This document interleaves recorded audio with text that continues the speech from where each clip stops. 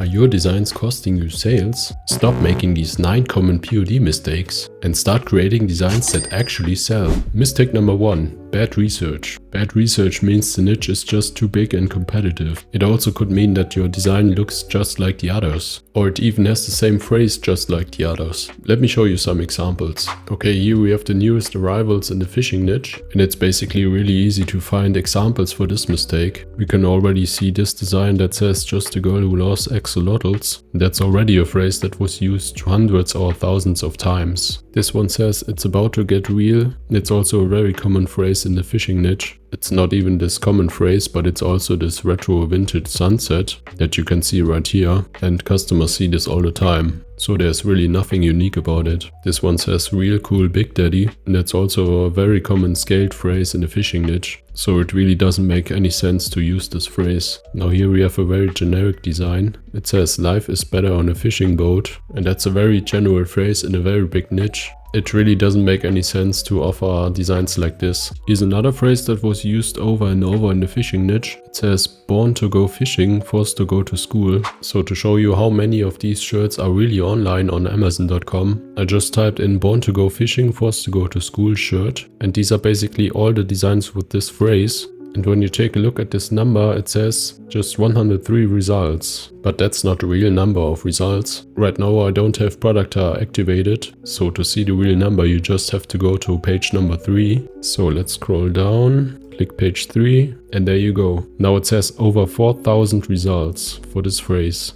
So it really doesn't make any sense to go into that niche, as it's way too crowded. Mistake number 2. You used the wrong font on the design. And that could mean that the font doesn't fit the niche or doesn't fit the target audience. Let me show you some examples. So here we have the newest arrivals in the nurse niche, and because most nurses are female, you have to use more female and cursive fonts. So let's take a look. This one is a good example. It combines the niches Christmas and nurse. And you can already see this cursive font, that fits really good. Now you can see this one on the other hand. In my opinion, it's clearly not for female nurses, because you got this very strong, bold font that's not really appealing to female nurses. Now you can see this design right here. It says patient care technician. There's also this big heart in the middle. So I would say it's clearly targeted to female nurses, or technicians in this case. But as you can see, the font is clearly not appealing to females. I would rather use this more feminine font or this cursive type of font.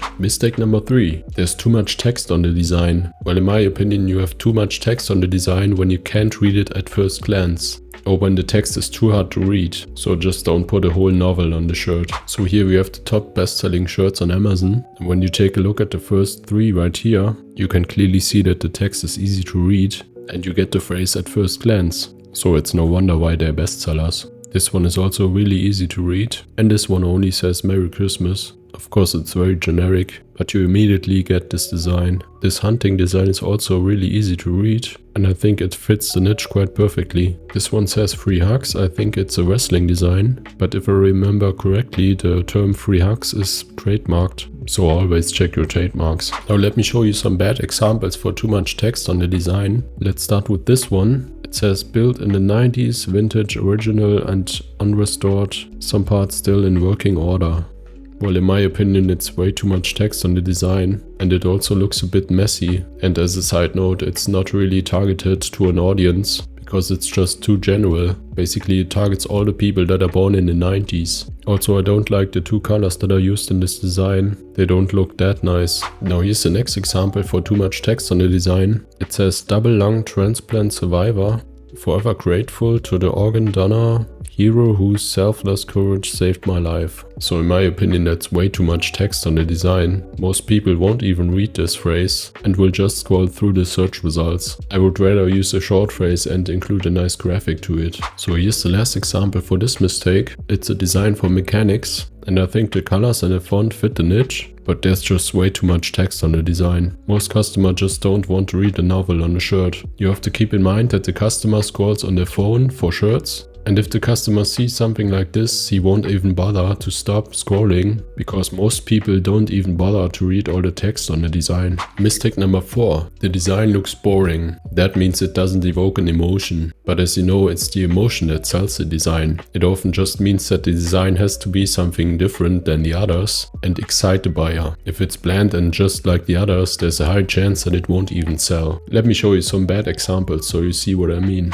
So here we have this white shirt that just says 1971. You got this red bar right here and this blue bar right here, and it just doesn't evoke an emotion. There's no phrase, there's no graphic. It's supposed to be a birthday design, but it clearly doesn't look like a birthday design. So here we have the next design in the cat niche. It says, "This is my cat hair shirt." You got some stars at the top and at the bottom, but other than that you just have this phrase. You don't have a graphic, and yeah, it just looks boring and doesn't evoke an emotion. The only reason that someone would buy it is because it's so cheap. So here we have the last design for this mistake. It says cats, coffee and champagne, and it has this heart as a graphic element, but other than that there's nothing special about this design. You could easily create a graphic with AI that goes with this phrase, if you really want to go with this phrase, but other than that this design doesn't make much sense. What's good about this design is this cursive font that's clearly targeted to women, and it also says it in the title, for women. Mistake number 5.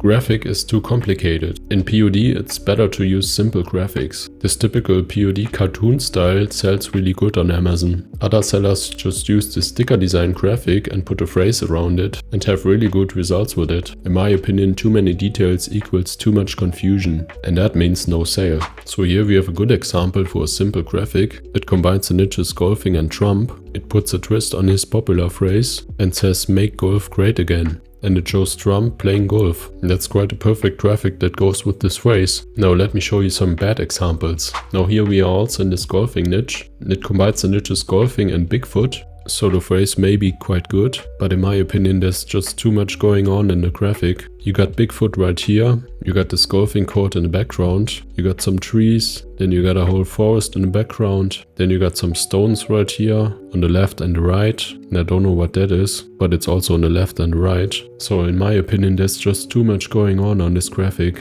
So here we have the next bad example in the golfing niche. When you just take a look at the graphic, you don't exactly see what's going on. You got this golf cart right here, you got a flag right here, then you got this golf ball right here, but there's also a part missing. This golfer looks like he's standing on the golf cart, so that doesn't make any sense. So this graphic is just too complicated and there's just too much going on. And if it's confusing, the customer won't buy it. It's that simple. Mistake number 6. The AI image has errors. These errors could be that the background was not properly removed, or that too much of the graphic was removed when removing the background. The designers have transparency or gradients. The design has major design flaws. These always can happen because the AI art generators are not perfect yet. Or the design has some details that don't make any sense. Or the graphic is low quality and not vectorized or upscaled. So to see what I mean, please watch the separate video where I show these in detail, including some examples for each one. Mistake number 7. The design is too small on the product. Well, most people today scroll and shop on their phone. And that just means our design has to be big enough to get recognized at first glance. So you should always make use of the canvas that you get. So here we have some really good examples from the Amazon bestsellers. This one, for example, makes great use of the canvas. This one was also great, but it could be just a bit bigger. This one also got a really good size. Or this gaming shirt right here. Now let me show you some bad examples.